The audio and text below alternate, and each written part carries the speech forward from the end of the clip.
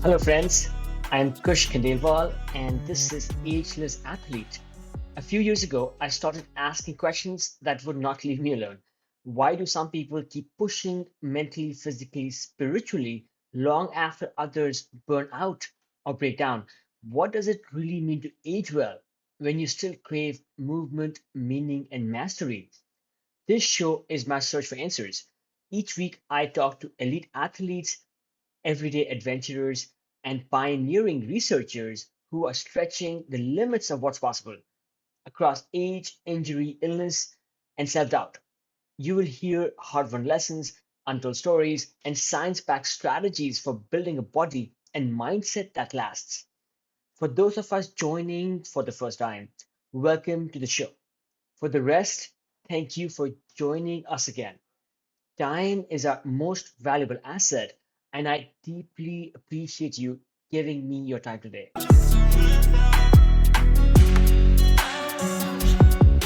Welcome to another episode of Ageless Athlete, where we dive deep into the stories and strategies of athletes who push the limits of age and performance.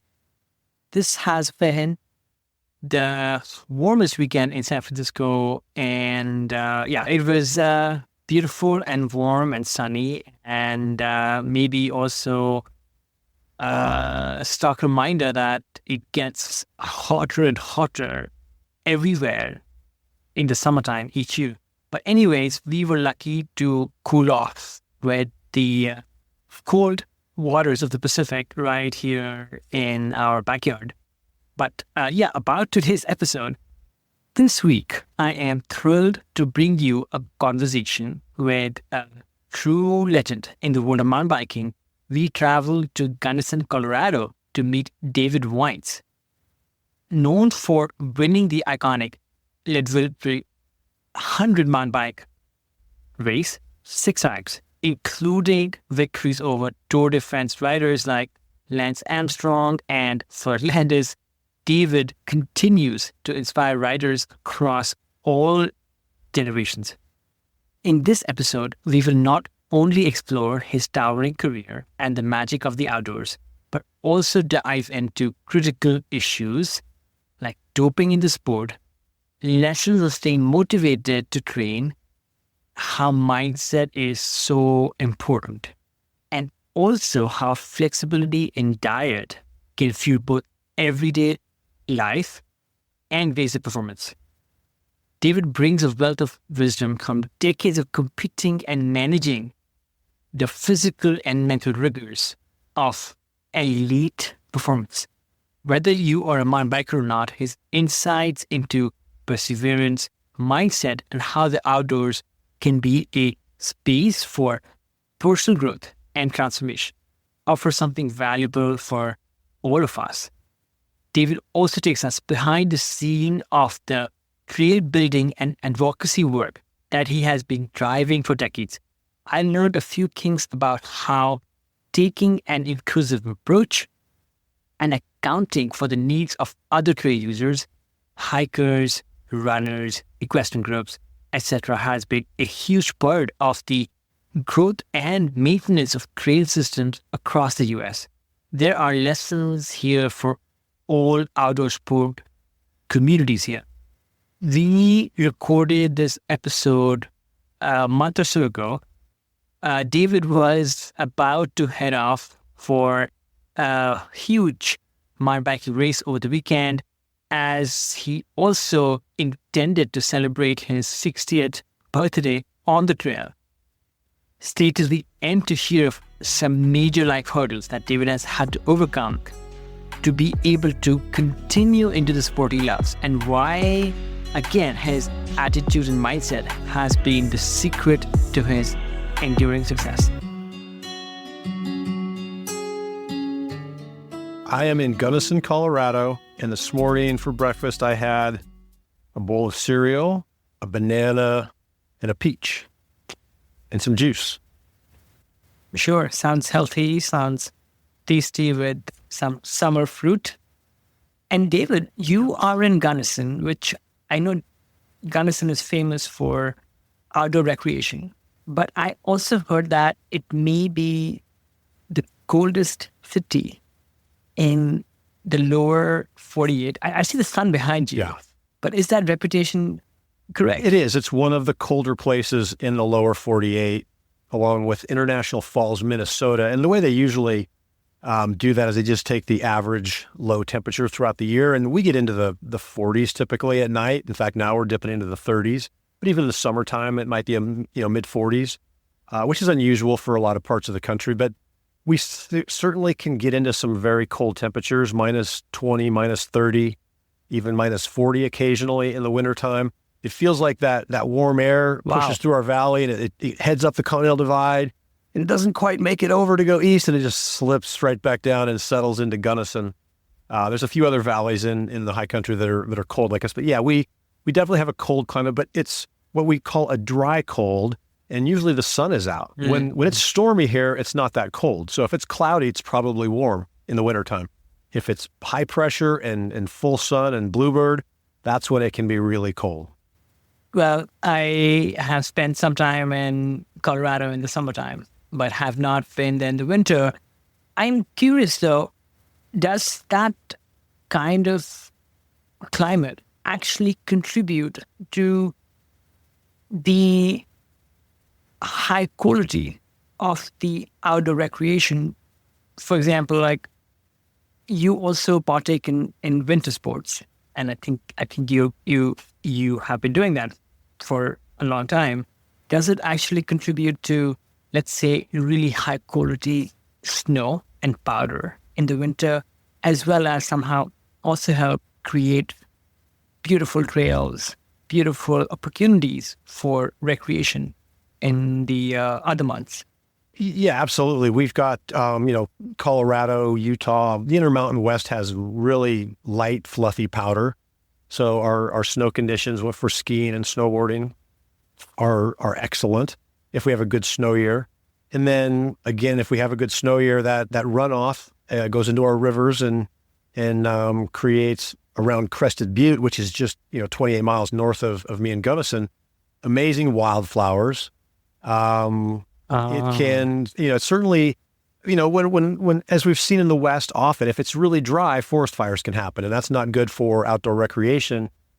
From a perspective, you might lose an area, and also just the smoke from adjacent fires, and sometimes even hundreds of miles away, you're impacted by the smoke from forest fires. So, the winter conditions can certainly help summer. But, it's a bit of a stretch. But when in the mountains, when we have a great winter, and we have for the last couple, a lot of snow, the skiing gets really good. The coverage, we talk about the coverage on the mountain because there's lots of rocks on the mountain. And in a low snow year, you might have a lot more rocks sticking up. Or at Crested Butte, we have steeper terrain that they may not get to open because there's just not enough snow. So we're always, very happy when there's a lot of snow. But primarily, the Colorado River Basin is such an important river basin in the entire West that most of that snow is in the high country of Colorado, Wyoming, Utah, New Mexico, and we need to have big winters, for that water supply for the people and for the agriculture, for food, for so many things. That is so correct. Cold climates, just like summer climates, are important for all our ecosystems to thrive. And fortunately, they also open up opportunities for wondrous recreation. Yeah, and one thing I would say to that is, a lot of people that like, they fancy themselves, and I'm one of them, sort of an all-season mountain athlete, if you will. And that means in the wintertime, the bike might get put away. Used to put the bike away completely, and I wouldn't ride at all. I never ride an indoor bike. I just don't do it. Haven't done it actually, when I was hurt, I did a little bit of it just to get the range of motion, but I can't stand riding indoors. So it's skiing, and it's not just riding chairlifts. It's Nordic skiing. It's ski touring. It's backcountry skiing, all different kinds of skiing. Snowboarding obviously is a sport. There's people up here who are way into ice skating on natural lakes. I don't do that myself. I have done it. But then, fat biking has really taken off around Gunnison because of our cold climate. Our fat bike riding in the winter is just phenomenal. So I will actually throw my leg over a bicycle now and then in the wintertime. to go fat biking at a place nearby called Hartman Rock. So it gives you a mental break from maybe your main spring, summer, fall sport, whether it's running or cycling or whatever. And it also changes up how you use your body too. And so as a cyclist, I spin circles with my legs a lot. I don't do so much with my upper body. And in the wintertime, all of a sudden with skiing, with skate skiing, for example, you're getting the whole upper body involved. And with touring, you got your poles and you definitely involve some different and changed muscle groups. And then again, the mental break is pretty nice. We're excited to get on our bikes when we get on them in March or April, because we haven't ridden for so long, especially on dirt or other surfaces that weren't snow or ice. David, I find this fascinating.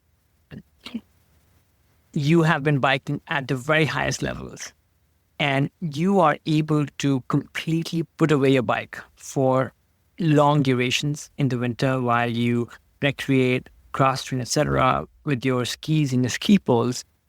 Because a lot of people would believe that somebody like yourself, in order to maintain your peak shape, you would need to be joined at the hip with your bike around the year.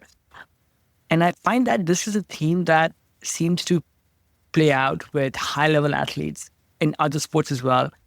I recently had this amazing trail running couple, Tim and Diana Fitzpatrick. They do ultra runs, and the entire winter they're up in Tahoe ski patrolling. So they also take the entire winter off and they indulge in a very different activity.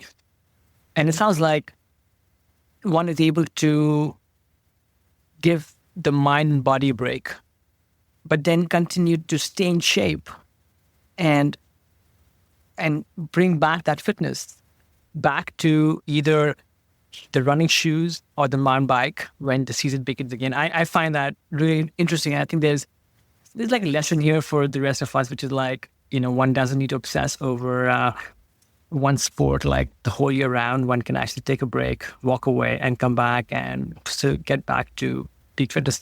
But David, we'll get into some of that stuff a little bit later, but I want to actually go back a little bit to the beginnings, because many people on this pod, they may not have heard about your career as much. Every athlete has that first spark. Can you take us back to your early years? What first drew you to the outdoors? I know you grew up, I believe, in Colorado, but every person who grows up in a mountain state doesn't automatically gravitate to the outdoor sport. So what was that spark that helped you discover mountain biking? Well, I grew up in suburban Denver. So in the suburbs of Denver, my parents both came from family farms, but, from an early age, they took us into the outdoors, even though they didn't do it as children. We went camping, we went fishing, they took us skiing. We weren't, super avid skiers. We were very much, kind of weekend warrior type skiers, but they exposed my brother Brian and I, he's 3 years older, to a lot of the outdoors. And so there was always that. And then we also, when I was 6, we did a river trip on the Yampa River with another family, which was kind of cool. And I think that got in my head a little bit. And then, at around the age 14, I remember a buddy and I, we took these little vinyl rubber rafts that you could get from, Kmart or Walmart. And we took them on a little river near us in suburban Denver called Clear Creek. And there were little rapids.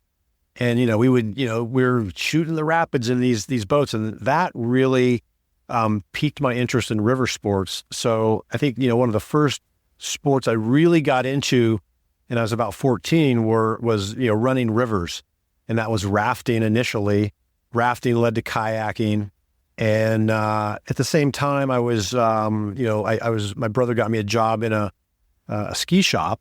And so I was already a skier, and he was a very avid skier from an early age. I wasn't as much, but then I really got into skiing too. So really through high school, I was all about whitewater kayaking and skiing. And I was definitely smitten with ski racing for a while and tried my hand at ski racing, but I come to it quite late. And, ski racing was a very well-established sport. And, if you weren't, on running gates from the time you were 6 or 7, you probably weren't going to be that good. And that was certainly the case for me. But at the same time, I always loved riding my bike. And but for me, I wasn't competing. I didn't do BMX. I didn't race on the road. Competing on my bicycle wasn't really what it was about. For me, it was about freedom. The bike allowed me to go places, go to my friend's house, go to the store. I even went golfing one time. I took my dad's golf clubs and I rigged them up so I could tow them behind my bike to the golf course. I loved being able to transport myself to places under my own power. So while I was skiing and kayaking, I certainly saw the mountain bike, and it was a pretty new thing, the specialized stump jumper. There were very few of them. And I for a while, I called it the elusive toy. It was, I couldn't afford one. I had my quiver skis, I had the kayak, and all that gear, but I didn't have enough money to spend on a stump jumper at the time. Was, I think, $800 or $900, which, that was a ton of money for me at that time. But eventually, I was able to get a bike and started mountain biking. And Gunnison had a great racing scene when I first started riding in 1986, right around there. And some of my friends were going to bike races, and people took me to some, guys took me to a few bike races, and I was really hooked in pretty quickly because I had forgotten how much I enjoyed competition. And then that just dovetailed in with the training, which I didn't even really know what training was then. I just knew, okay, if you're going to be a bike racer, you should ride your bike all the time so that when you get to the races, you can do better. So then I lived in this place, Gunnison, where at the time there was no Trail Forks, there was no MTV project. This was just sort of, the Wild West. And I had a few maps, and the maps didn't really have bike trails on. So I explored this whole area. Crested Butte was a little bit more defined at that point because some folks had been riding up there for a few years, but it was all about exploring and being outside and being physical in the outdoors. So, I mean, that was sort of the path toward, to mountain biking, and obviously skiing stuck around.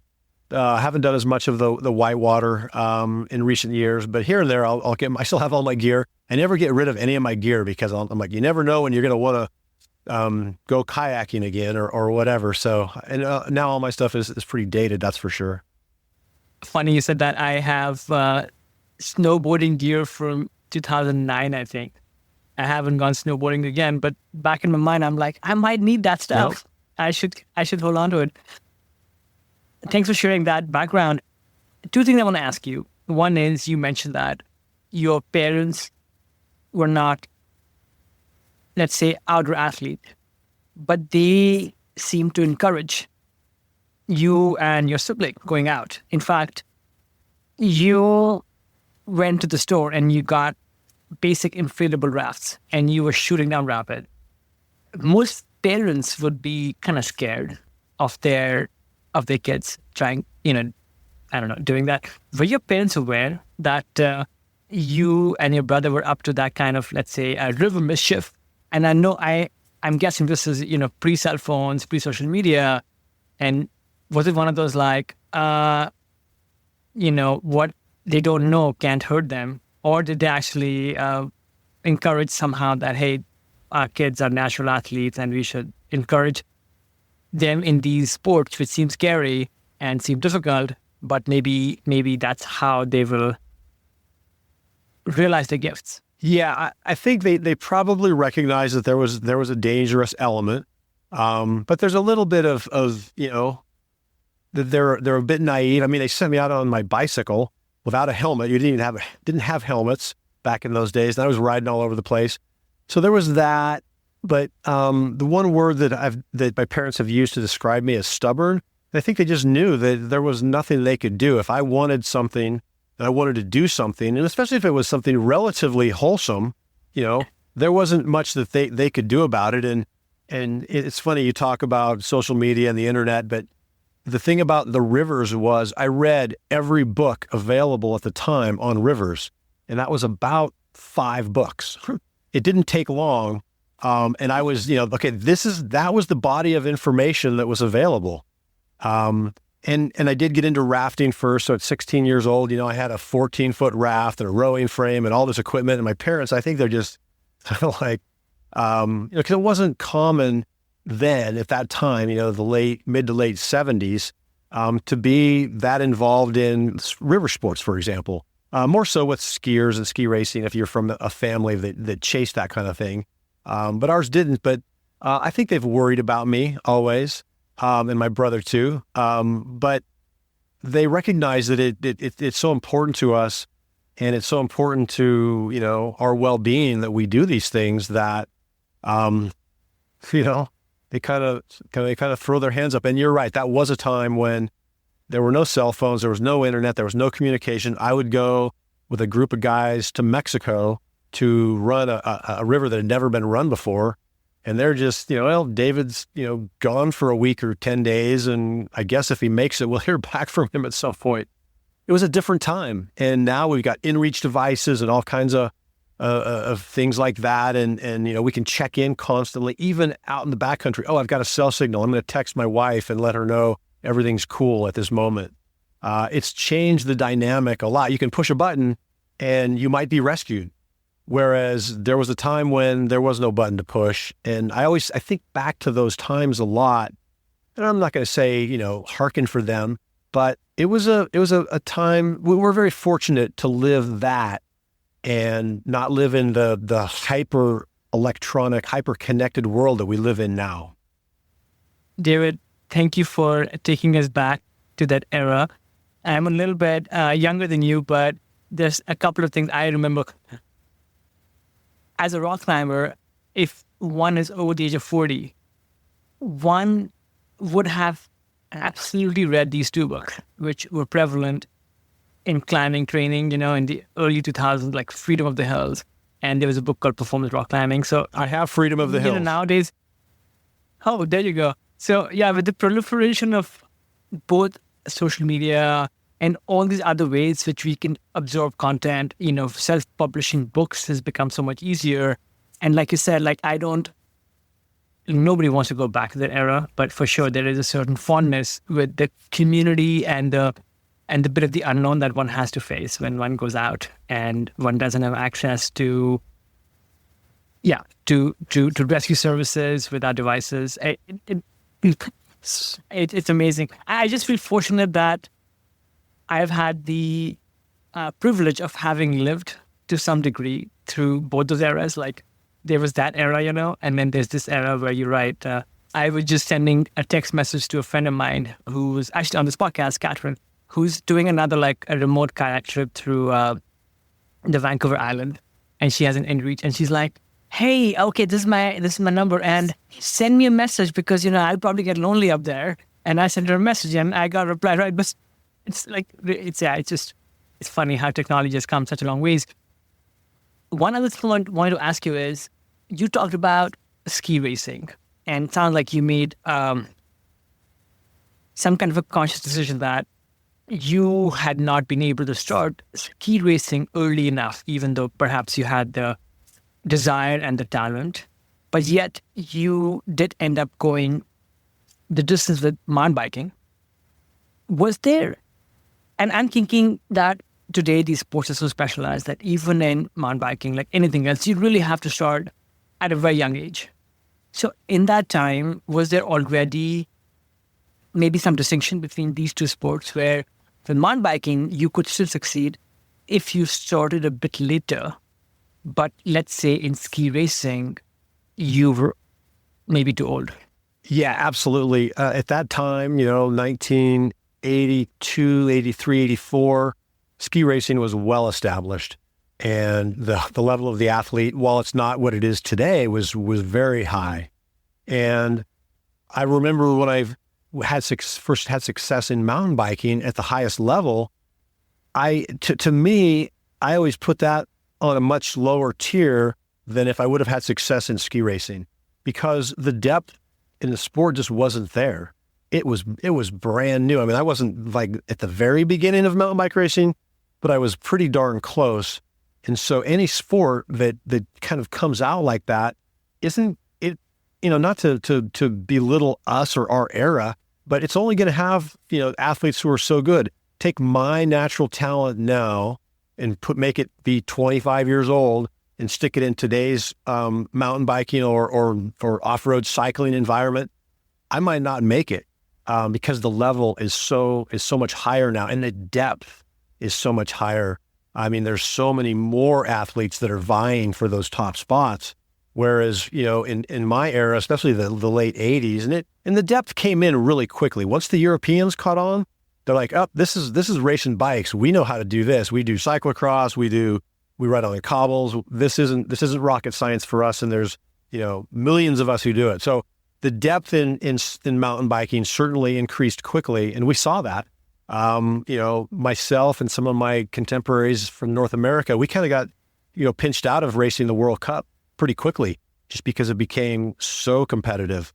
But yeah, it's what I call the natural evolution of a sport, that it starts, tennis, when it first, the original, you look back at those original tennis players and you're like, oh, those guys aren't that good. Football, it's the same. I mean, sports evolve over time, and I got into mountain biking at the ground level. So I was very fortunate. I was lucky. I was in the right place at the right time. I was in Gunnison, Colorado. The sport basically existed internationally in Colorado and California. I mean, that was about it. I mean, there was the odd racer from Utah or Massachusetts, but primarily it was, Tinker and Tomac were out in California at that time, and Ned Overend and me and some of the other guys were here in Colorado, and we would race all over the country, but it was a small crew. So that certainly contributed to my ability to break into the sport at that time. Within the sport of mountain biking, what are you best known for? How do you describe yourself to the average person out there, David? Well, I'll describe myself as just someone who loves to ride my bike and explore, but I'm most well known for the Leadville Trail 100, because that race went from being a very obscure race that not many people knew about to a race that a lot of people outside of mainstream cycling knew about because of Lance Armstrong taking an interest in it around 2007, 2008. But as far as competitively, I think I'm proud of those. Those were pretty fun. Those were really fun times to watch how that went from being pretty low key to slightly more intense to what now is just over the top intense. It's so cool to see what's happened to Leadville. I mean, it doesn't even I can't even find the Leadville that I know in the Leadville that I see today as far as the competition. It's at such a high level and there's so much depth. But I'm really probably more proud of that early era of mountain biking that you talked about with Tinker, because that was just such a special time. This new type of bicycle had come along, and people had started riding it. And of course, whenever people ride things, they find a way to compete somehow. That's where racing came in, and racing is such a black and white activity. That it was fun to when I first started racing, if someone said, you're going to go race your bike in Europe, and eventually you're going to race it in China and Japan, New Zealand and Australia, and Hungary, I would have said, no way. And sure enough, within a couple of years, the World Cup pops up and we start racing World Cups, and our sponsor Diamondback started sending us all over to race because people were interested in seeing this new activity, this new sport. That was the part I think that was probably the most fun and the most interesting. The cast of characters from that time, the other competitors, the support staff, everybody was, we were just I see it today with the Lifetime Fitness series, that it's the same cast of characters that travels around, and they're all friends. They try to grind each other into pace out on the race course, but then they're buddies off the bike. And, that was the same thing that early mountain biking was like that. And it was, I feel so lucky to have been able to be a part of that.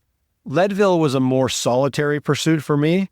At that time I was kind of done racing, and I'd do one race a year. I'd do Leadville, and, I'd go there, and, generally my wife, Susan, supported me, and it wasn't, I wasn't part of a team that went there and interacted. I had the most interaction with the race organizers, Ken and Mara Lee, guy named Josh Cawley, Kimo Seymour, some of these folks, Rebecca Rush. Those were some of the fun folks that I remember from that era, but it wasn't as much of a community for me.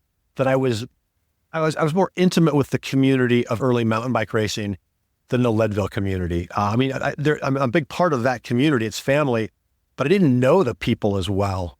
And there were so many of them. There were literally, you go to that race and there's, a couple thousand people. So anyway, that's sort of, the way I think back on the mountain biking that I've done and what parts of it. But again, at the end of the day, what part are you most proud of? It's like, I'm most proud that I can throw my leg over a bike, right after this call if I want to, and go out and ride and have an experience either by myself or with my wife, or maybe I don't ride with other people a lot. I think a lot of athletes ride alone a lot because that's part of training.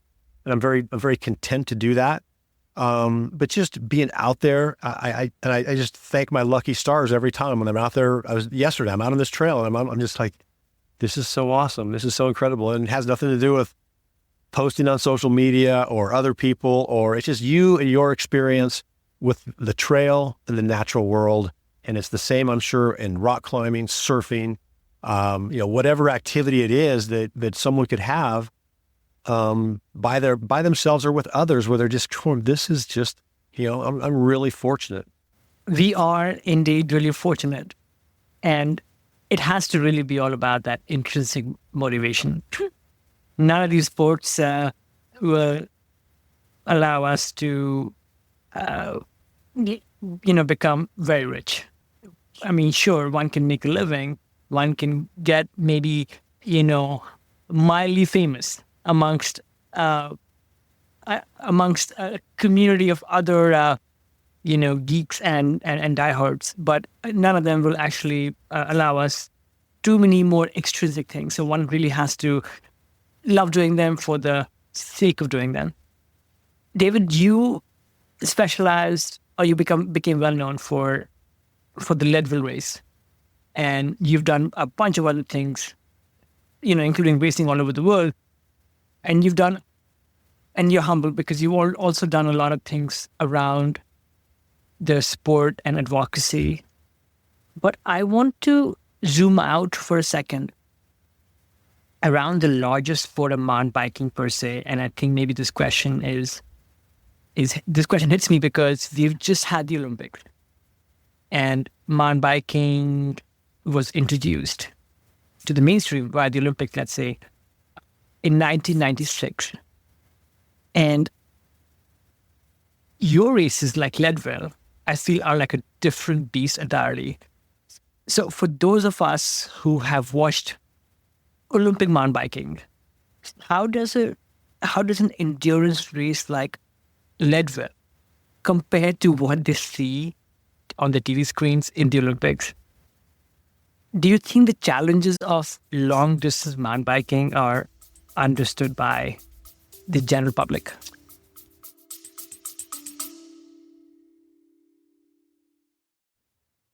I've been thinking a lot about energy, not just in training, but in recovery, in focus, in how we age. So when I came across NutriSense, it hit home.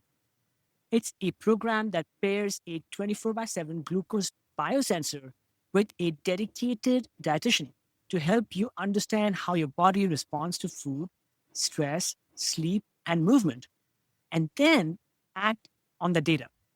I chose it because I wanted something real, not another hack or one size fits all plan, just honest insight into what's actually going on inside me and how to build habits that last. NutriSense has helped over 150,000 people take that step. And if you want to try it, you can get 33% off your first month with code Ageless15 at nutrisense.io. Again, that's nutrisense.io, code Ageless15. You can also find this information on the show notes for this episode.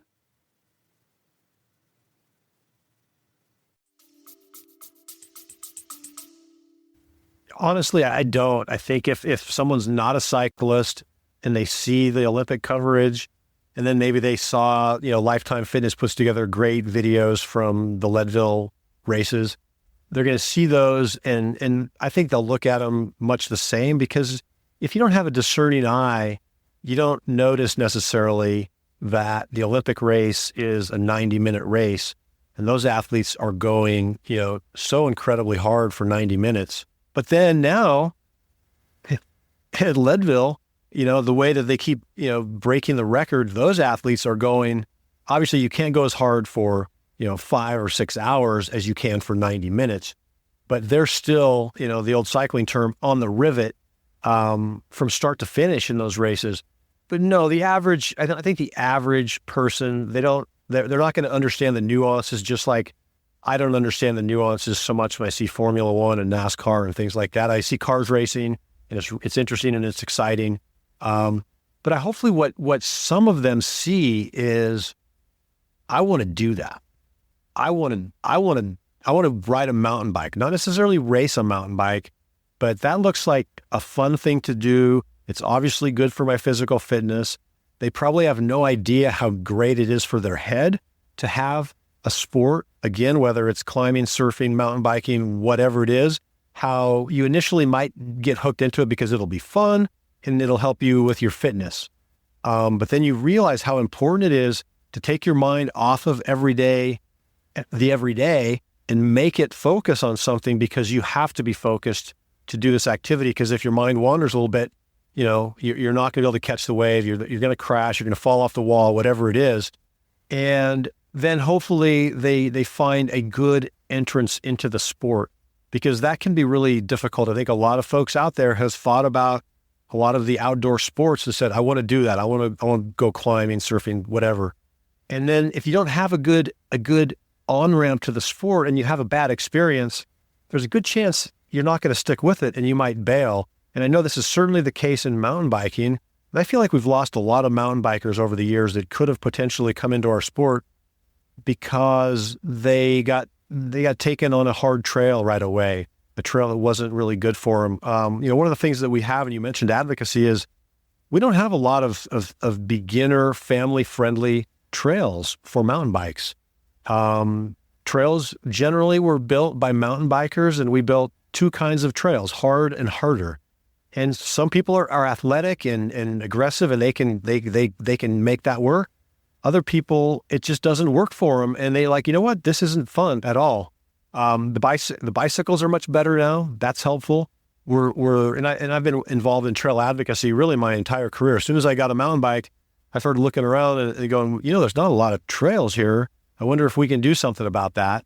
And, I've been, part of bringing more trails to my area and other areas too. And not just for mountain biking, for trail running and walking and dog walking and all of that.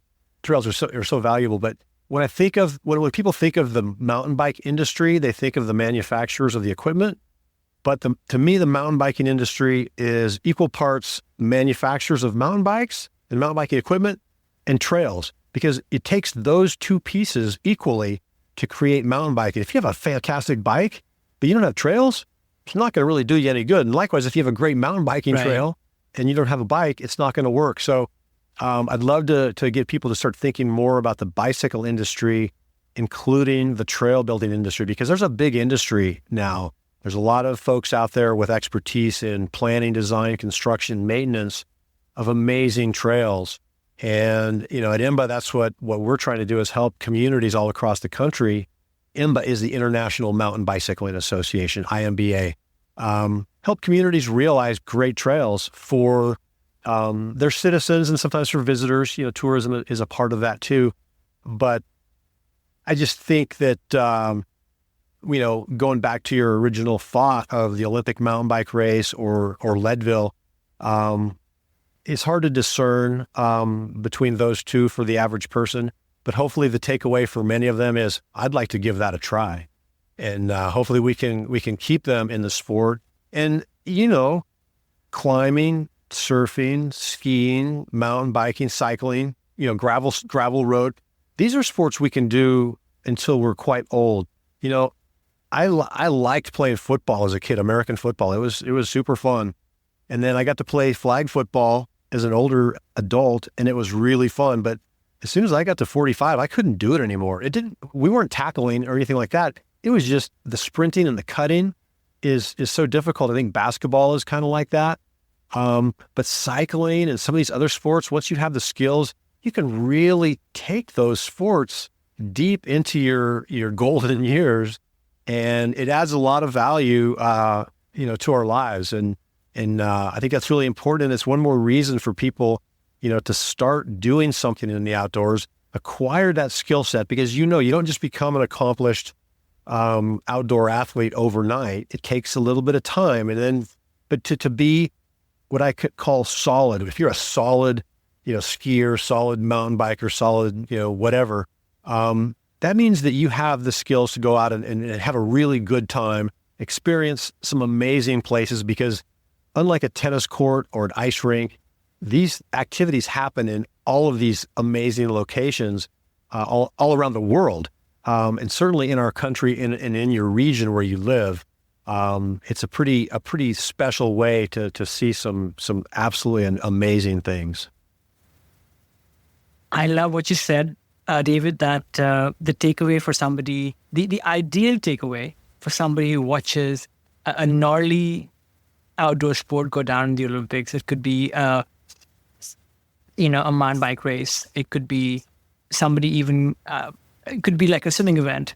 It could be a snowboarding event. It would be not so much to try and replicate that, but to go and grab a mountain bike, maybe go rent one, and find out what a trail is, find out where a trail can be found in their vicinity, and go and give it a shot. I think that is really, the dream outcome of participating in the Olympics or any, let's say, televised spectator sport. But one thing you also said, which I want to get your take on it. What you said was, when somebody goes and takes that bicycle and goes out on the trail, it has some kind of healing powers. It allows that person to find this joy, this sense of awe. And I also believe that is completely true. But I want to ask you, for that average person out there who may not even be a regular exerciser, may not even meet, let's say, indices for good health. Why is going outside in some ways and recreating outside even more important than going to, in my mind, a fitness facility and lifting weights? What is it about recreating in the outside that is so much more profound?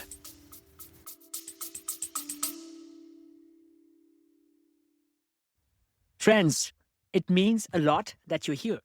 I pour a ton of heart into the show. The research, the interviews, the editing, it's all me, trying to share stories that matter. If Ageless Athlete has ever made you feel seen, inspired you, or just kept you company on a long drive, or better, over a run or a bike ride, I would be so grateful if you considered supporting it. Even a small amount helps keep it going, helps keep bringing the show to you for free. You can chip in at buymeacoffee.com/agelessathlete. Again, buymeacoffee.com/agelessathlete. You can find the link on the show notes as well. Thank you for listening and for being part of this.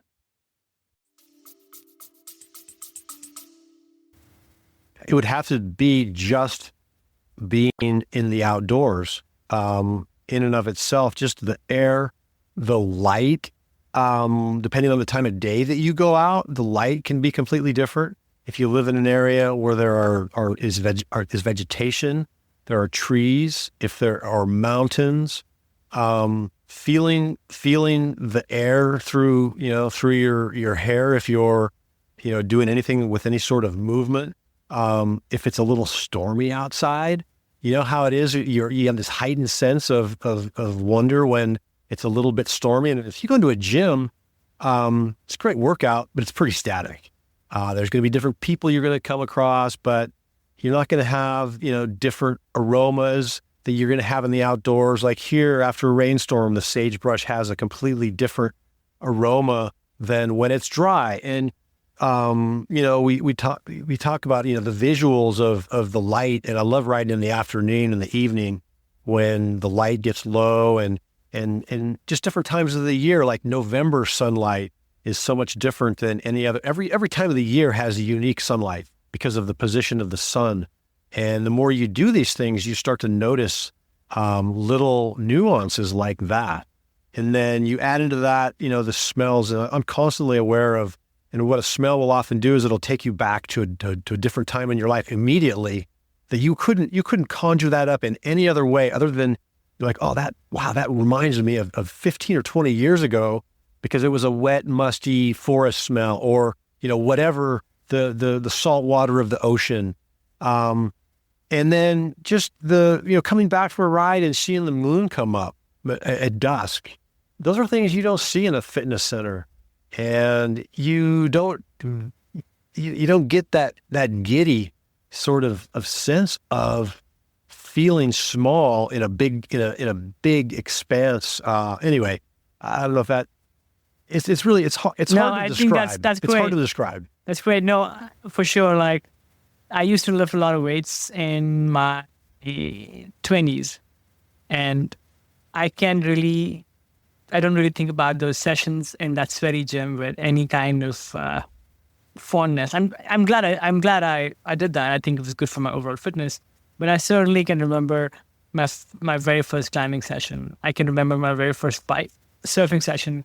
I can remember my first mountain biking session when I was a scaredy cat and I had to get off my bike many times. But I remember like so many things about those sessions. I like to think of playing in the outdoors in some way as moving meditation. I mean, it could be just a simple hike, but I think there's also that element where being outside, because of the dynamic nature of it, presents us with some risk, some need to be very mindful. One can be doing, let's say, I don't know if I'm riffing on gym for a second, but one can be lifting weights and it can become kind of mindless, doing those arm curls or whatever. But when one is out there on a mountain bike and one has to be so aware of what's going on, like every element, because I think that challenge and the beauty helps us stay present. I want to talk about Leadville for a second. What makes the Leadville race so iconic in mountain biking? And what's been your history with it, David? What makes Leadville so iconic, I believe, are at least three things. One is the elevation.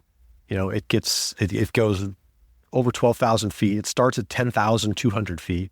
So it's incredibly high. You can't find another event that's as high almost anywhere. That it's 100 miles. And I think to remind the everyday person out there, often when you even go drive to something as high as over 10,000, one is advised to acclimate. So like just existing in that air requires one to acclimate, and one can get sick just because one doesn't get oxygen in that rarefied atmosphere. So you are out there racing your heart out for 100 miles. Sorry, I had to interrupt this. Yeah. No, the elevation is a big one. Leadville, the iconic, old mining town, is unique, and it's just a very special place. The founders of the race, Ken and Mara Lee, they've positioned the race as not being a race for professionals. It's a race for people. It's a race for everybody. They want to get everybody across the finish line.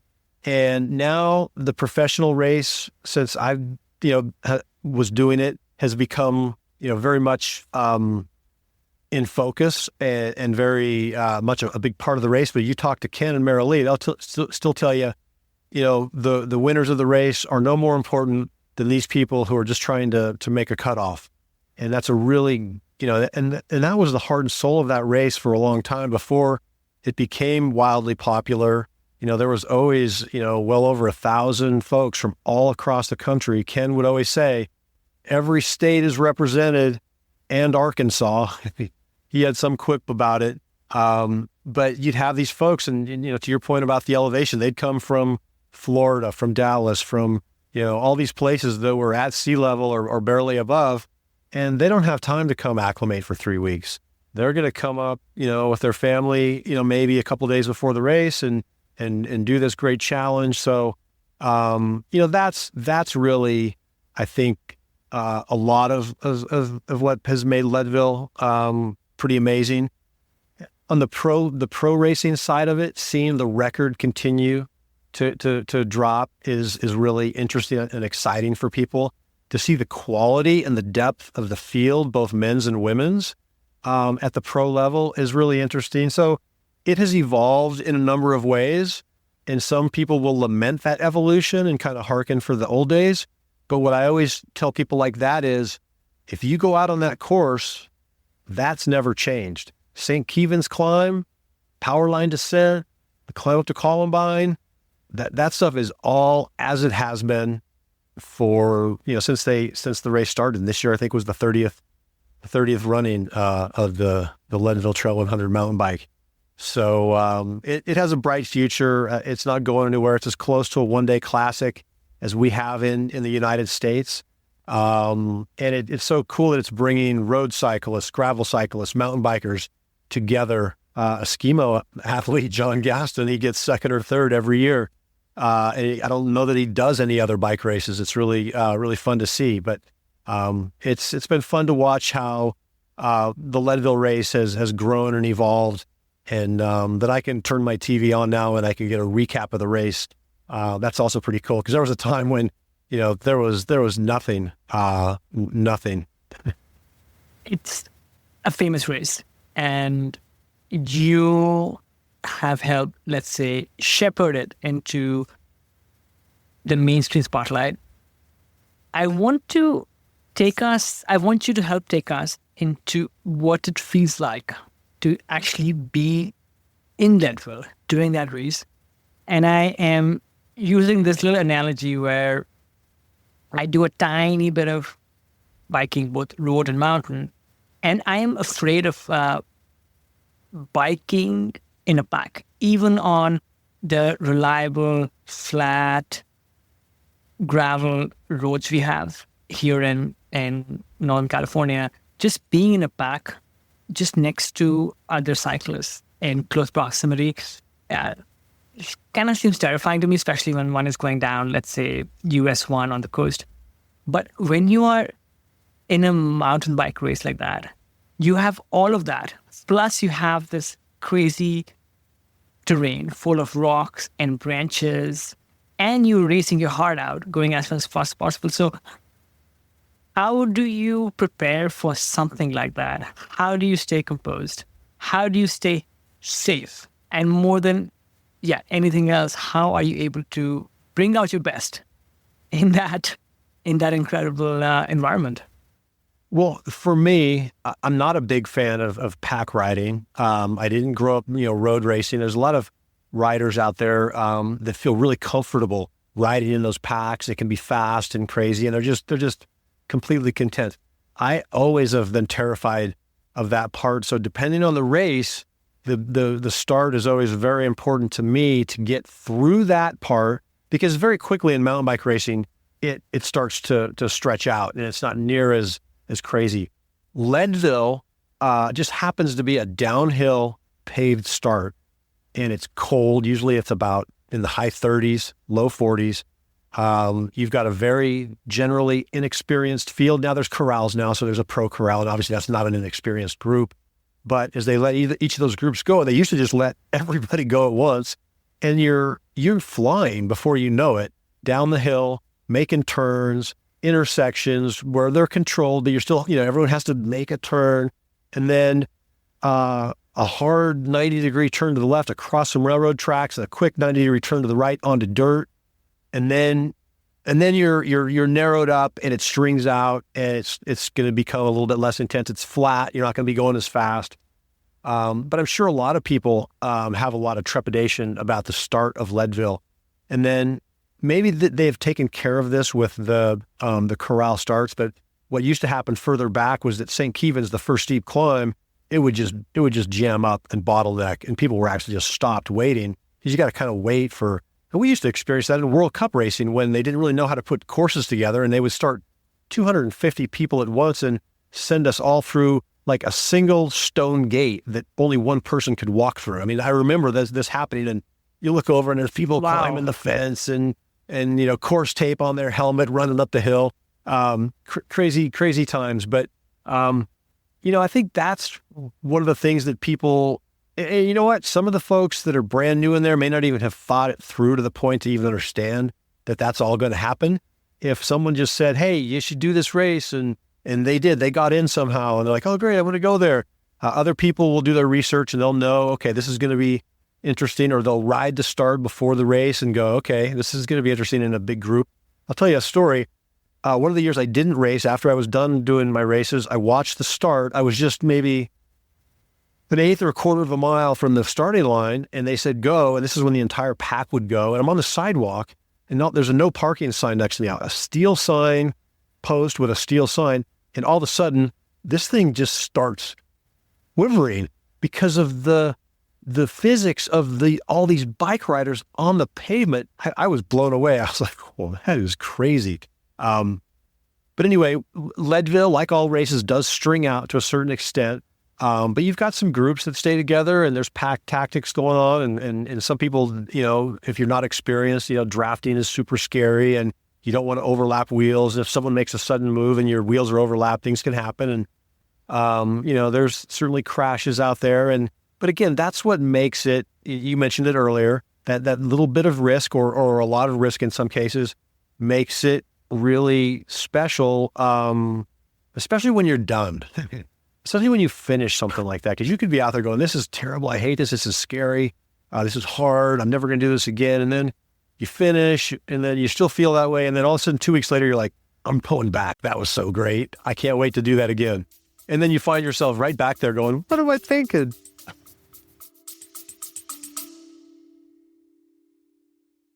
Hello, friends. Just a quick break. This is not an ad. If you have been enjoying these conversations, I would love for you to subscribe to my newsletter. It is where I go deeper, sharing stories, reflections, and behind the scenes insights that don't always make it into the podcast. I write about what I'm learning from elite athletes and how to stay ageless in body and mind. If you have ever wanted a thoughtful, inspiring read that ties it all together, training, aging, mindset, and all, you will love this. You can find the link in the show notes, or just head to agelessathlete.co. Again, www.agelessathlete.co, that is, to sign up. And yeah, just a couple of emails a month, and you can unsubscribe anytime.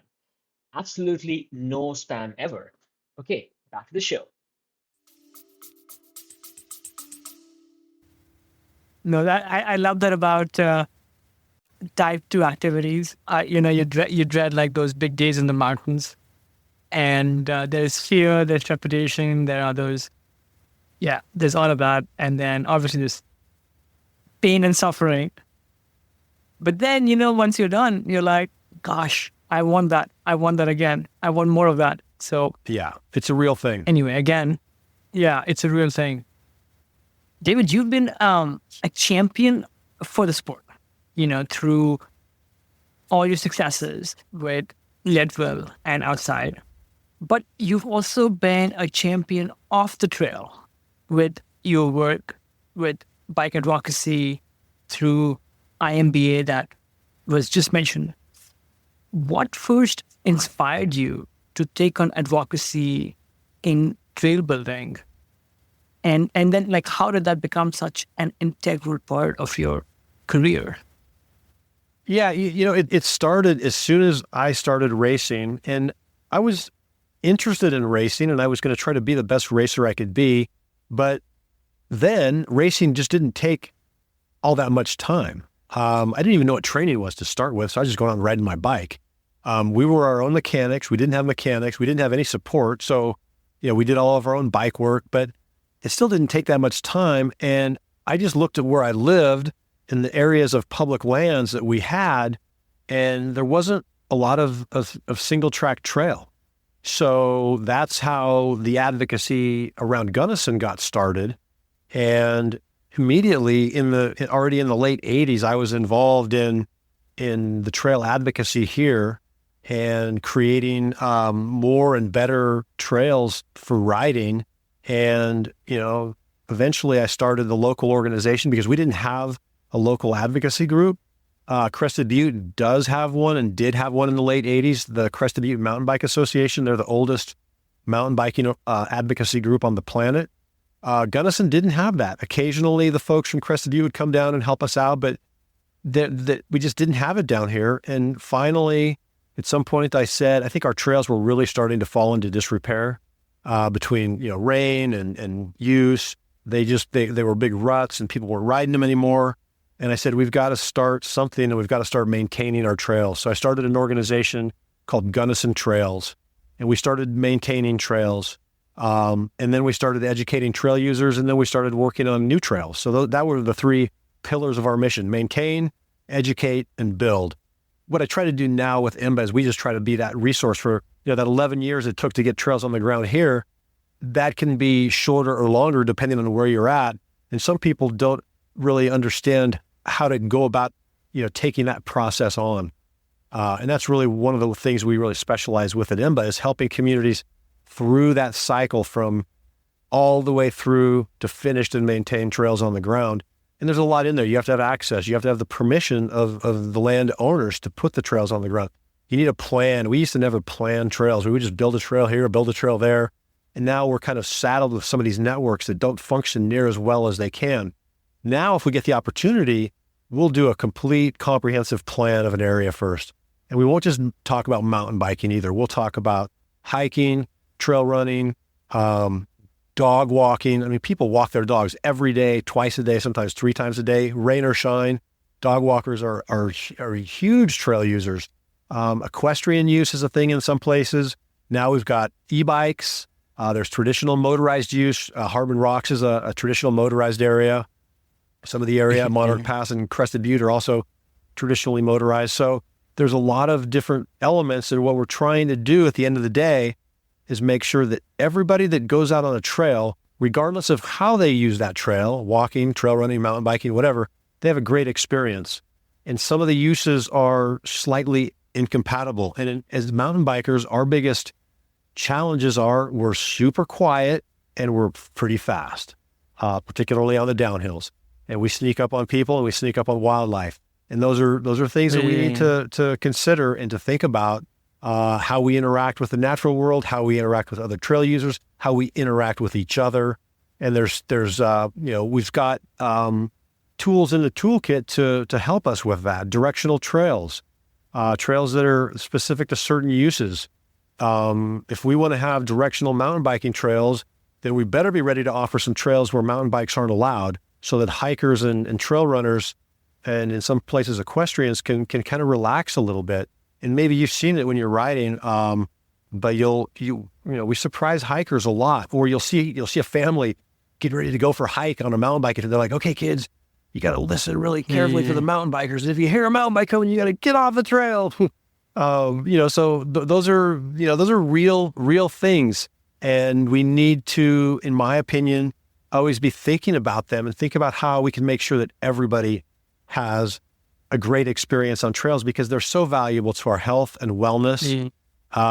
That if you're talking about the person that may watch the Olympic mountain bike race, but they're sedentary, even if that person said, "You know what, I think I'm just going to start walking 3 times a week, and there's some brand new trails I just heard about, right over here in my neighborhood," and they get outside and they walk a mile loop 3 times a week. Think about how much healthier they're going to be. Think about their mindset, how it's going to shift just by being out there, and the things they'll think about, the things they'll see. Those are game changers in people's lives. And so at IMBA, and we're not the only ones, a lot of folks out there really see trails as being hugely valuable to people and communities, and something that no community should be without. The work that has gone into building trails, maintaining access, and furthering the cause of outdoor recreation via IMBA and maybe other organizations, I think is inspiring. Not just to the average recreational user, but I think to other outdoor sporting groups as well. I see this in the world of climbing, where these two groups that I think exist also in mountain biking. You have, let's say, land managers and landowners who are providing access. And then you have land users, and you have mountain bikers and other people who are using these systems, these trails. Coming back to you now and zooming into perhaps your life and your career, you have been mountain biking, I'm guessing, for like 5 decades now, like half a century. Probably crazy if you think about it. At the same time, you have evolved out of, let's say, competitive racing. You have shepherded organizations. You also started a family. How have you made a living through all of these years? Mountain biking is a time-consuming sport per se. Have you had a parallel, let's say, career of sorts, or have you been able to find a livelihood through the sport that you love? Yeah, mountain biking paid the bills through 2004, just being a professional racer, and that was just the time. There's still a handful of folks that aren't at the highest level that are making money, but back then it was the factory team that the Tinker talked about. You'd have primarily one sponsor, and it was a bike industry sponsor, and they paid you salary, and that was right through 2004, and that was like you said, it wasn't getting rich, wasn't going out and buying apartment buildings, but it was a good living. And my wife did the same thing through 1996, and then we started a family, and then she went back to work as a nurse. So we were a double income, pretty typical double income family. And then from 2006 to 2000, and for about 10 years in there, I had just a basket of things that I was doing, and it was Gunnison Trails, the local organization. One of the things that the folks at IMBA taught me right away is they said, Dave, our best local organizations have at least a part-time paid executive director. So that became my marching orders with starting Gunnison Trails, is to make it a paid position. So I started the organization in 2006. In 2008, I started a mountain bike race here in Gunnison called the Original Growler. Well, the Original Growler quickly grew into something that kicked out a net of $40,000 or $50,000 a year. So all of a sudden, I was able to go from bankrolling this organization myself for a couple of years to paying myself $500 a month, which wasn't a lot. But eventually, by the time I left, I was getting a part-time salary of $25,000 or $30,000 a year. Then I was also working part-time for the university, Western Colorado University. I was the director of and the creator of their mountain sports program, which is competitive mountain biking, trail running, all different disciplines of skiing. We have rock climbing now. It's a really cool outdoor mountain sports program. And I was also doing some work for Lifetime Fitness around the Leadville race series. And then I'd had a relationship with Ergon, bicycle ergonomics in the bicycle industry. So I had this sort of package of professional pieces that I put together as a contractor, and made that work for 10 years, and then started with IMBA in 2017, and I've been there ever since. So I went to school. I came to school in Gunnison so I could be chipping away at a degree and paddle my kayak and ski. Eventually that turned to mountain biking. The year I graduated was the year I signed my first pro contract. So that was cool. But what I wanted to do, if I were going to join the real world workforce, was make skiing and kayaking films. Because at that time, there was Warren Miller and a filmmaker named Greg Stump. And that was about it. And now, of course, there's tons of those filmmakers. So I might have been in the right place at the right time for that. Had I been, any good at it, the jury was out on that part of it. But that didn't happen because mountain biking came along, and I was really happy and felt fortunate to get to do that. I met my wife through mountain biking. I mean, our whole family, everything I have really came from being a professional mountain bike racer, back in those early days. So no laments or regrets on my career choice. And I'm still enjoying what I do. And I think there's a lot more out in front of me as well. Well, let's say the loss that the world of filmmaking has, because you were not out there making films, has maybe been made up by your contributions to the world of outdoor sports and outdoor sports advocacy, conservation, and even education. And what I love about, like how you said, you were able to cobble together these different things, but they carried the strong central theme where there were synergies between everything that you did, because the work you were doing in one area informed the other and maybe made your work in education richer because you were out there doing other things. And I think it takes a certain level of talent, will, and enterprise to be able to build a career out of outdoor sports. Once, let's say, well, one is like one has to be the very best to be a paid professional, right? That's, yeah, mainstream sports, one can probably do that even in the lower leagues, but in our outdoor sports, one has to be the very best. And then once the era of being a paid pro is over, one has to be creative in many ways. And yeah, congratulations on being able to build this mosaic of a career that you have. We just talked about how long you have been mountain biking for, David. And anytime one does a sport for that long, one can have both physical and mental burns, to use one of your terms. Have you found some of these bumps in your career as well? Let's start with like the psychological ones. Have there been times when maybe you woke up one day and you weren't psyched to go out and rip the trails? How have you been able to overcome some of these mental blocks? Well, that one in particular, what I always try to do if I don't feel like going out and riding is recognizing, and this came from experience, that oftentimes getting out the door is the hardest part. And sometimes you just don't want to go, and you make yourself go, and you get out there and you realize you feel real good and you have a great day. Or you don't, you continue to feel like a slug. And Susan and I have that all the time. And you just go through the motions. But I think this relates back to a habit I formed when I first started racing, was taking all of my race numbers and pinning them up on this wall in this spare room of my house. And the big important race that I won went right in with the races where I did terribly or were mediocre or whatever. And sort of the idea there was, it takes all of those.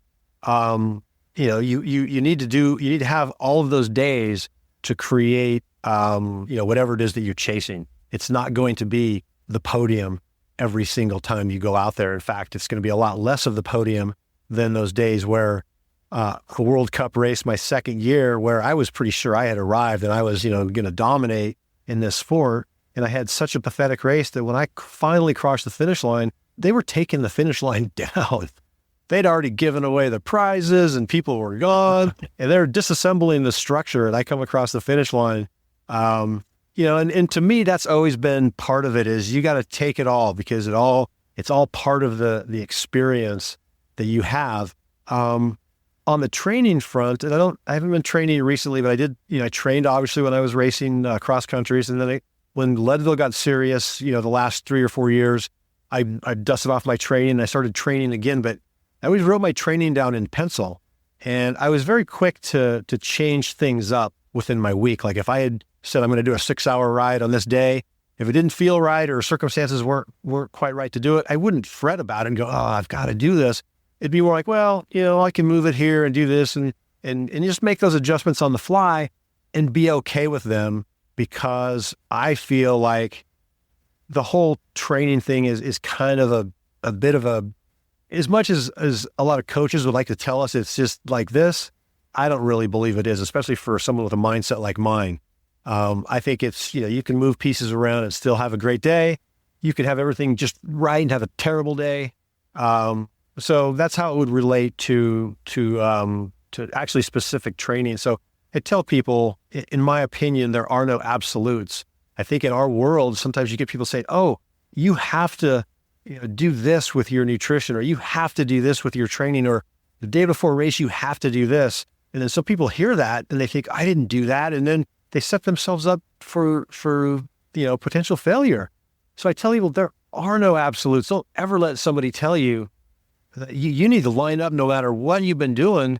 You need to be realistic. If you haven't been training, chances are you're not going to win the race. But you needed to line up kind of thinking that you can have a great day. And to do anything other than that is doing yourself a disservice, and you're setting yourself up to fail when you didn't necessarily need to, because sometimes our mind can convince our body that it's not a good day. And that's the worst thing. So every time I line up, no matter how I feel, if I've had a horrible week of training leading up to a race, I'm still like, I might win this thing. You just never know. And sometimes I went out and I felt great and I had that day. Other times not. But you know what? Then you just keep looking ahead. Getting out the door sometimes is the hardest thing. Yes, that is. And how good do you feel when you come back in the door after almost not going out and getting on the couch with a bag of chips? Instead, you forced yourself out there, and then you had one of those magical days, and you came back and you were like, yes. I like to joke that one of my favorite things after a big day outside is to simply come back, open the car door, shake my butt down, take a couple of sips of my leftover coffee from the morning, and find that buried bag of chips and have a couple of chips. And I think we're all aligned on owning our bit of creature comfort. It's the best thing. David, you are about to turn 60, like you told me earlier. So happy early birthday. Thank you. And you're also just about to go on another epic bike race. How has your physical training evolved again over the decades? What are the things you do today? One thing that we spoke about is the importance of giving your body rest, not for a day, a week, a month, but maybe an entire season, and taking part in a very different sport. Outside of that, what are some other things that the rest of us can learn from in being able to continue training as we get older? Well, the first thing I think about when I hear that question is where I am in my life and what my goals are as far as training and how that might relate to competition. I haven't competed a lot recently in the last couple of years, but if excellence in a competition is important to you, then you need to train a certain way. And then you need to be more careful with everything you do, including rest. That's not me. My goals are to be outside, doing what I love to do as much as possible, knowing that doesn't always lead to better performance in a given event. But what I'm in it for isn't necessarily to get, first or 8th or 10th or 12th. It's to enjoy that journey leading up to it.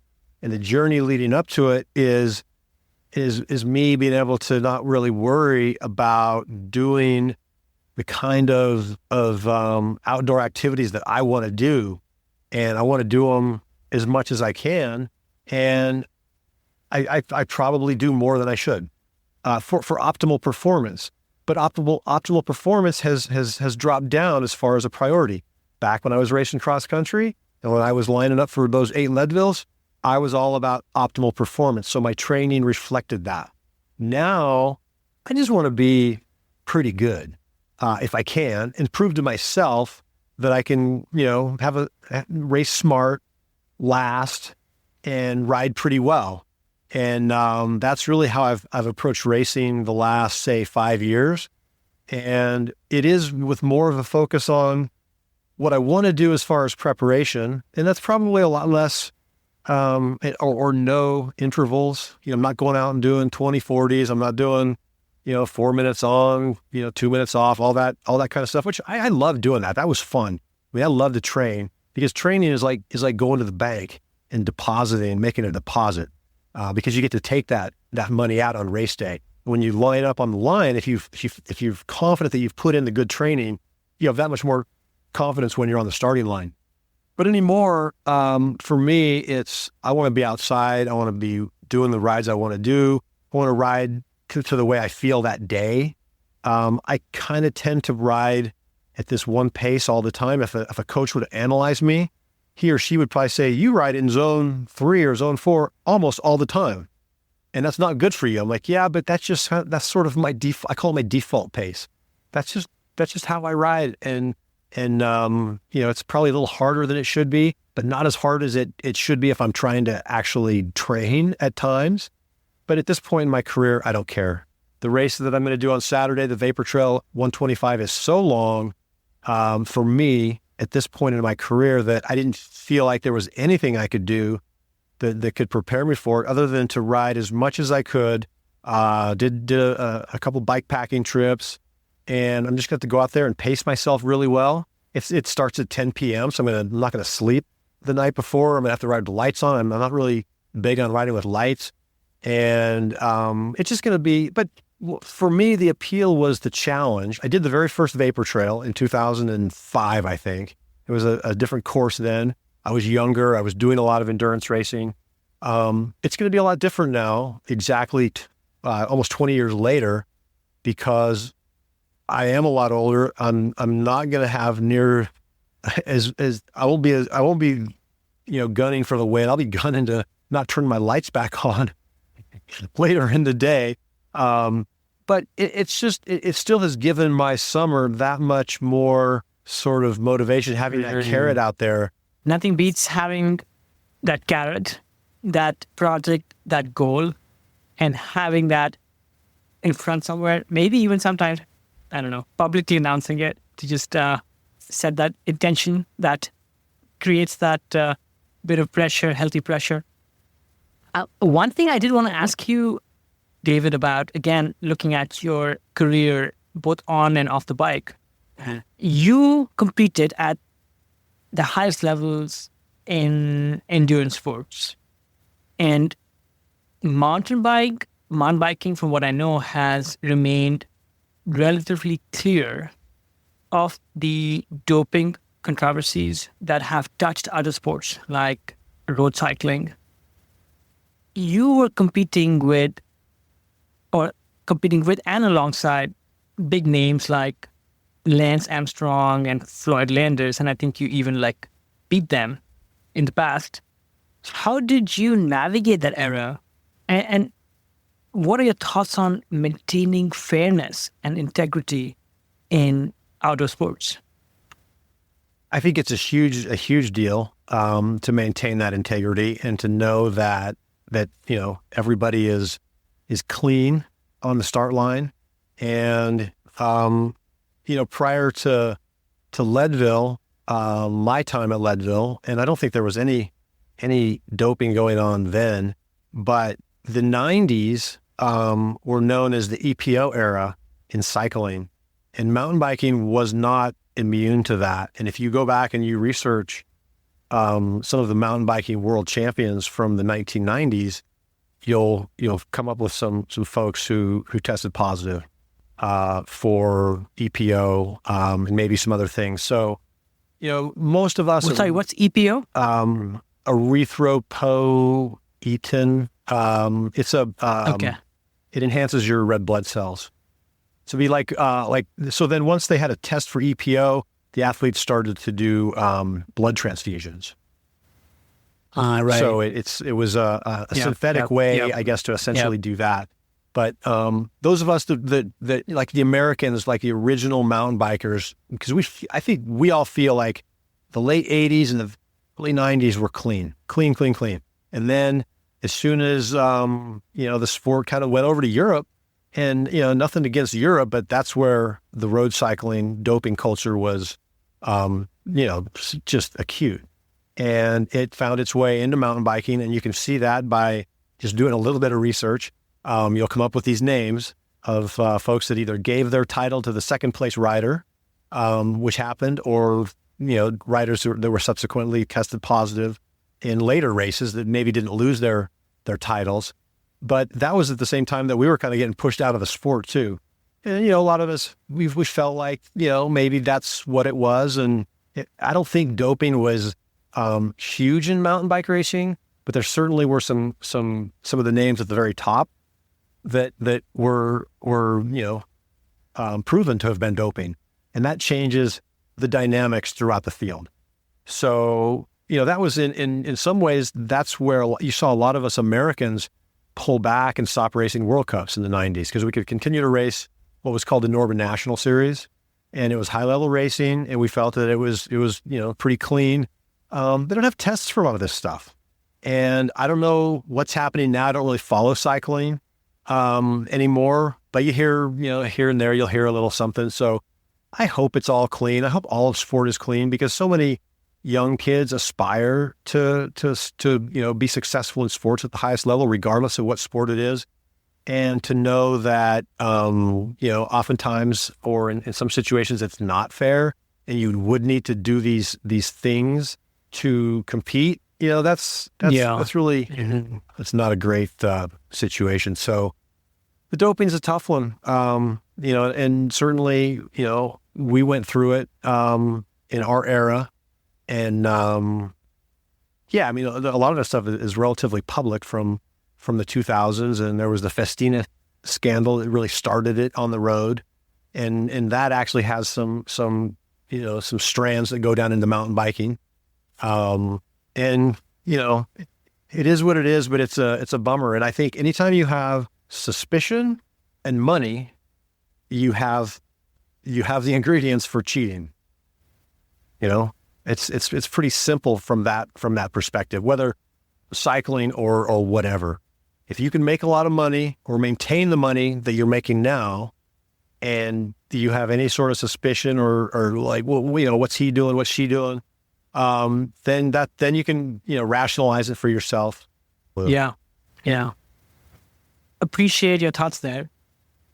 Nobody gets into these sports, I think, other than, the sheer love of doing these sports. But sometimes money and maybe other external pressures can add corruption to the noblest of ambitions. It's a tough one. But the good news is, the good news is, that world aside, whether it exists or not, if we're just in it for ourselves and for the benefits that it gives us, which 99.9% of us are, we're just happy we can go, ride or surf or ski or whatever. And if we like to compete, we jump in there and do that a little bit. And, that whole world of doping is, I think it's definitely, several steps removed from the core activity and the core benefit that all of these sports have for people. 100%, absolutely. I think nobody listening should go away thinking that the sport itself is tainted. It's more that all of us these days, again, because of all of us these days, I think we do derive some inspiration from these races, from these big events, from these icons of the sport, and it is just one of those facets that is helpful to know about, that there are these, like anything in life, there can be a dark side. Sure. With all the other positivity out there. We're moving to the end of our conversation, maybe just a couple of questions. David, a bit about nutrition, right? How do you like to fuel yourself for a big day on your bike, maybe a couple of days leading into it, and then the day of the bike itself, I sense that along with some of your other time honed strategies of training and performance, you probably have found what works the best for you. Would love for you to share how do you maintain your nutrition? Yeah, so our diet, I talk about that because our is my wife Susan and I, is just a well-balanced, well-rounded diet. We're not on any, diet. We eat a little bit of everything. We eat fruits and vegetables. She doesn't like to eat as much meat. I don't eat as much red meat, but I do like a burger or a steak now and then. We'll eat chicken. We eat quite a bit of fish. We like salmon. Lots of fresh vegetables, lots of salad. And you know what? That's the time-consuming part, is prepping. Prepping veggies is hugely time-consuming, and that's why I think a lot of people don't do it. But typical for me before race, I like pancakes. I'll do French toast, so there's usually an egg or two involved. There's usually some whole grain or even white flour type of stuff involved. There's always a banana in there. I'm a traditional pasta before race guy. I don't eat meat the night before race. And my wife does, or would, and always encourages our son, who does a little bit of racing, to do that. I don't. I just have like a veggie-based pasta and some salad. Pizza will work in a pinch. Just from experience, I want to know that I could actually eat just about anything and hopefully do okay, because sometimes you can't get what you want, and you have to eat something weird or different, and that shouldn't throw you off. If everything has to be just so, then that leaves you vulnerable to times when you can't find certain things. So we like sweets. My sweet tooth is cookies, ice cream, cake now and then. Susan will make a wicked carrot cake or zucchini bread with chocolate chips in it. And then chips. I don't eat tons of junk food. We don't eat fast food. But we eat a little bit of everything. And, try to eat in moderation as much as possible, and not snack. I try not to snack, because snacking is, when you work around the house, I don't know if you have that situation, but the refrigerator and the pantry are always right there. And then I'll go bike packing, and I'll think my caloric intake on this bike packing trip is way less than I eat when I'm at home working around the office, because I don't have access to all that food, nor because I'm riding my bike between meals, I'm not even thinking about it. It's really strange, but we exercise to eat to a certain point. I think some people that exercise a lot have that sort of, eating is one of those pleasures of life, and we don't want it to be such a torturous experience that we can't, enjoy what we like to eat. So pretty well rounded, not a lot of rules, but overall, I think our diet is pretty healthy. Sounds well rounded. What do you eat? What do you plan to eat when you are on this gnarly sounding Leadville Trail race this weekend? Are you going to carry a bunch of bars, hydration drinks? Yeah, I'll have a hydration drink. Use the Goo Roctane is what I've been using now for years, and I'll have that mixed up in my bottles. Now, the thing about these long races is you're never sure what you're going to get in the aid stations, and I'm going to rely on the aid stations. I like. Susan's like, you want me to support you out there? I'm like, no, that's the last thing you want to do. I know is drive around and support me in a race. And I kind of like the idea of just being, completely self-contained. I'm going to have a few of the things to start with. You don't want to carry a bunch of extra weight.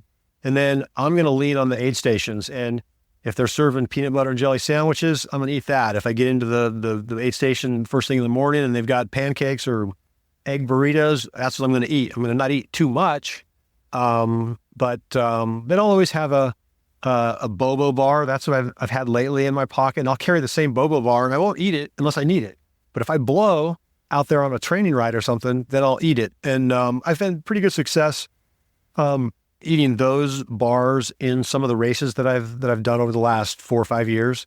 But I'm more of a real food guy during these longer races. So if there's a turkey sandwich up there at the top of Monarch Pass, when I hit it around 10 a.m. or noon, I'll have a few bites of that and just try to keep that fuel going, and then stay on top of the hydration. And I'll fill my bottles with whatever they have there. I'll be able to do one drop bag, so I'll have my own stuff there, but it's so long that I'm going to have to lean on the aid stations and be confident that, I'm not going to worry about, what I can or can't get at those aid stations. I think that's a helpful mindset to have for me.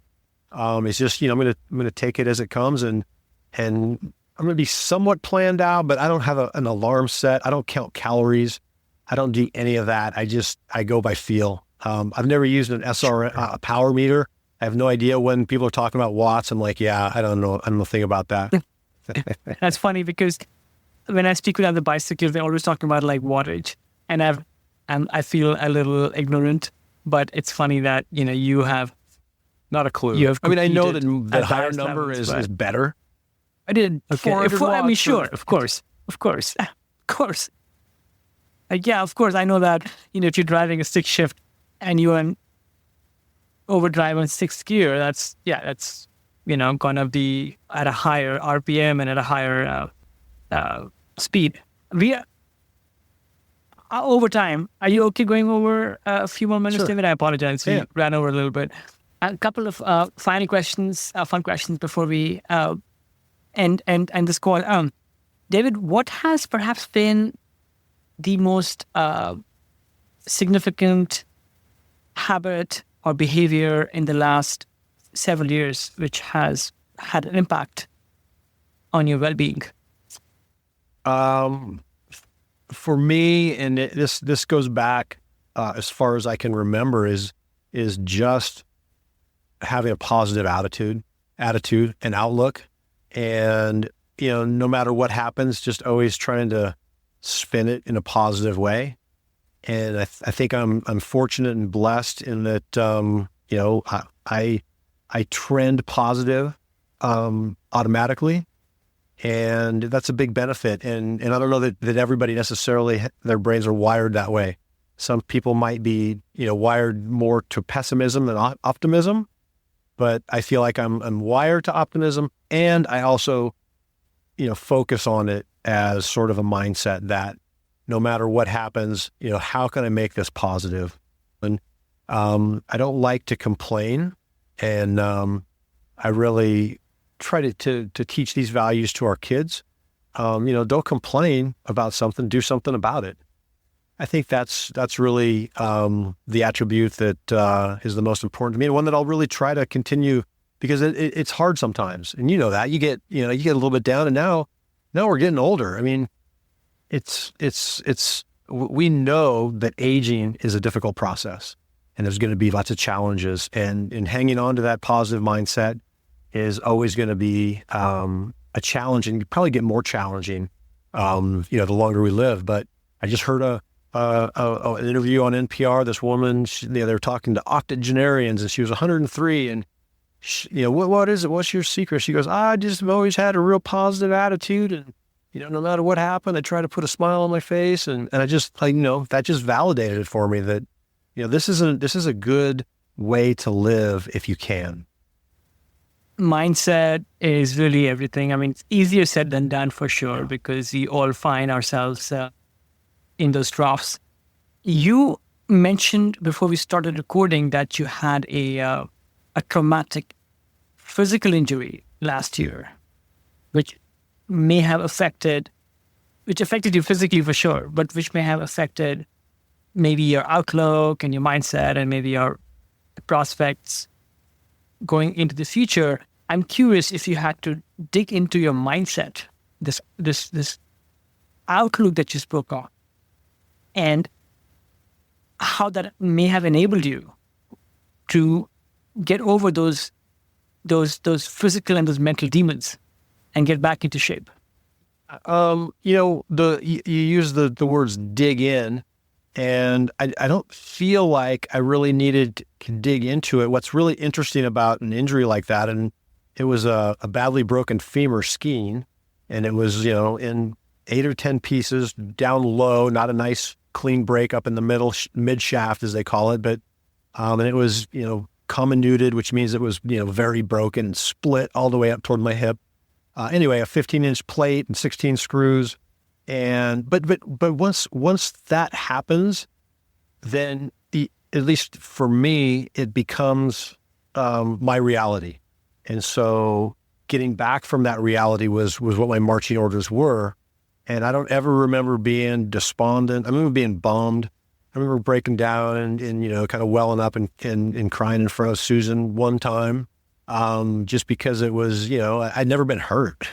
And, you know, I loved to be, you know, athletic and outdoors and active so much that it was kind of hard. And I was training for, you know, all these ski mountaineering races. And it was just like that, and I was fit. I was really at the top of my game being 58 years old, whatever that means at 58. You know, I was skiing well for my ability and going up hills well and all that. And just like that, you know, it's a totally different landscape. But I remember just sort of, it wasn't what I couldn't do. It was what I could do. And what I could do initially wasn't a whole lot. Read books, and you got to let that thing heal up. But as soon as the doc said I could, I'm in the swimming pool and I'm swimming, and I swam every day I didn't miss a day until they had to clean the pool and it was closed for 2 days. When I did start to travel a little bit, I would find a pool wherever I went. I swam in Bentonville, I swam in Durango, I swam in Denver, and I was just religious in the pool. And I'm not a swimmer. I did a little swim team when I was a kid, so I know how to swim.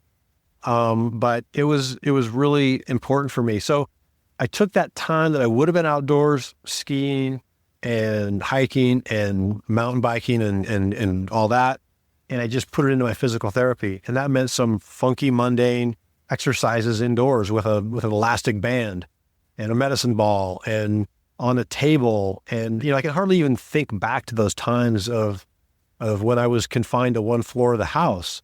But I feel like I need to double check with Susan because she lived it.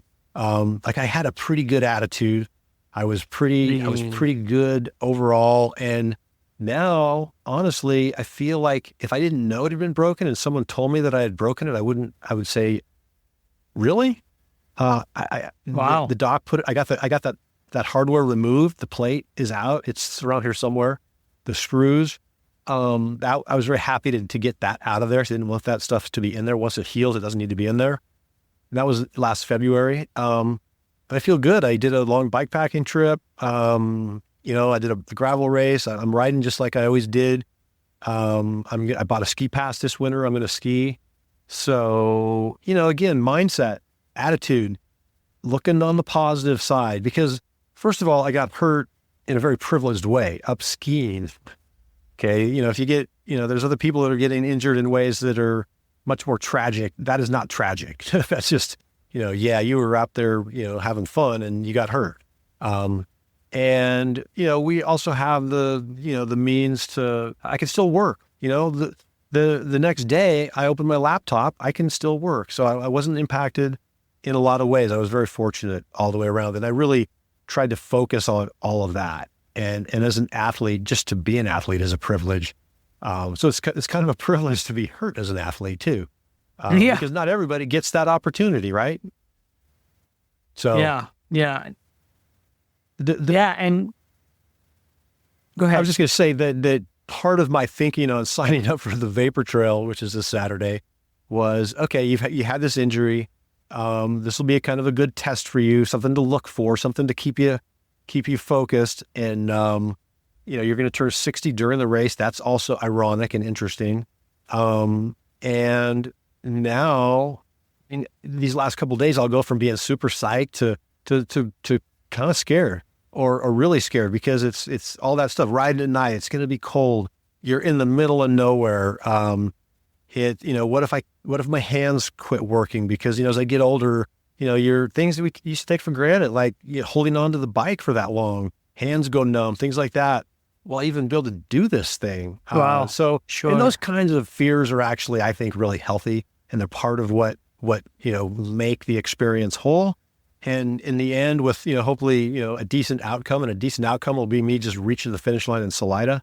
We'll make it, you know, a little more meaningful to me. It's all for me. Well, riding 125 miles, where the majority of it takes place in the dark by oneself. I mean, that would be, I think, epic for anybody at any age. yeah, I think all of us would understand and appreciate your excitement and your apprehension. We wish you the best of luck, David. If people want to follow you and know what you're up to, how can they do that? So I'm on Instagram, and I think it's Dave _ Wiens, Wiens. It's not WEI, but WIENS. And I'm not a prolific poster on social media, but I put stuff up now and then. Seems like the stuff that I get the best reaction to is when I find an old photo and I scan it from the old days of mountain biking and I stick it up there. People tend to like that. Or if I somehow have a picture of me and John Tomac together, or me and Tinker, those two get hundreds of likes because of the popularity of those two individuals. But yeah, following is a little bit of a stretch, but I post now and then, and that's about the best way. Otherwise, follow our work at IMBA, and we're trying to do what we can for trails around the U.S. and beyond. But I love what you're doing. You're motivating all of these people to not give up and not, to somehow get it through their head that they're too old, is, to having the platform that you have and all of the different spectrum of older athletes that you're having on, and just the name of the podcast is, I think it's super important and really valuable. And I know it's impacting a lot of people. Then the people going, you know what, I can do that, and I'm going to do that, and I'm going to keep doing that. So thank you for what you do.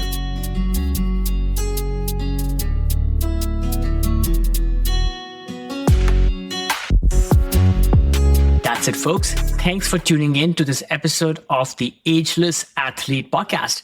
I hope you enjoyed this show just as much as I enjoyed creating and producing it.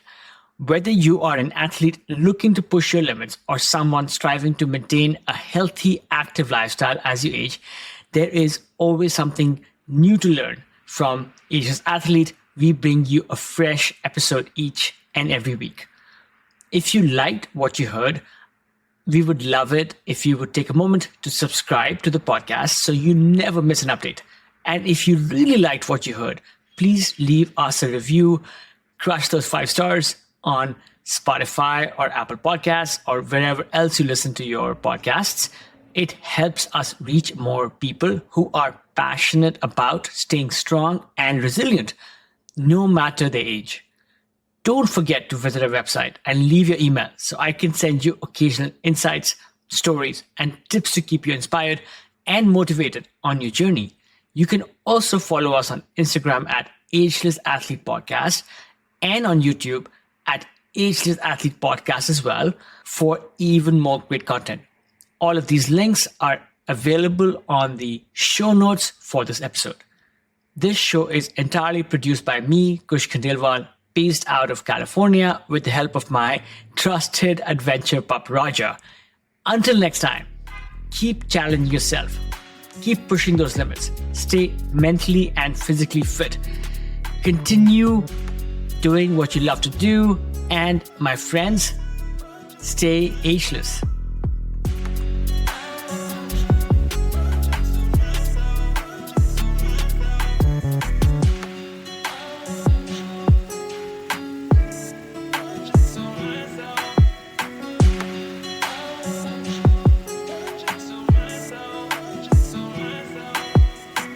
Friends, this is not an ad. This is just a quick message to those amongst us who are listening to Ageless Athlete podcast for the first time. I would love it if you would hit subscribe and follow on your favorite podcast app, whether it's Apple Podcast or Spotify or Stitcher or Overcast or what have you. We bring you stories and routines and other inspiration from elites in the world of the best outdoor sports. In each episode, you will find how these athletes stay connected to the outdoors, maintain peak performance, and continue to thrive as they age. I encourage you to look through prior episodes and listen to a couple and see if they resonate. And then, come back next week. We release an episode each week. And I am really inspired to bring you some of the best stories from the world of the outdoors. Okay, back to the show.